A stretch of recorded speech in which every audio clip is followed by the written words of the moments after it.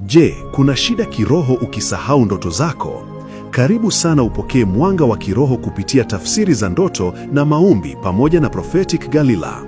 Kusahau ndoto mara kwa mara si jambo la kawaida tu, ni ishara kwamba adui anajaribu kufuta mawasiliano yako ya kiroho.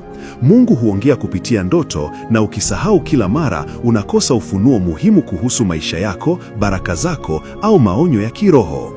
Maana kiroho: moja, ni ishara ya kufungwa kwa akili ya kiroho au kupoteza mwelekeo wa roho. Mbili, inaonyesha adui anaiba ujumbe wako kabla hujaamka. Tatu, ni roho ya giza inayozuia ufunuo na kuelewa mambo ya kiroho. Fanya haya ukiwa unasahau ndoto. Moja, omba kabla ya kulala: Mungu, nifanye nikumbuke ndoto zako. Mbili, weka daftari kitandani, andika ndoto mara tu unapoamka. Tatu, omba damu ya Yesu kufunika kumbukumbu zako za kiroho. Nne, soma Yobu 33:14-16 kabla ya kulala. Tano, fanya mfungo wa siku 3 ukimwomba Mungu akufungue macho ya roho.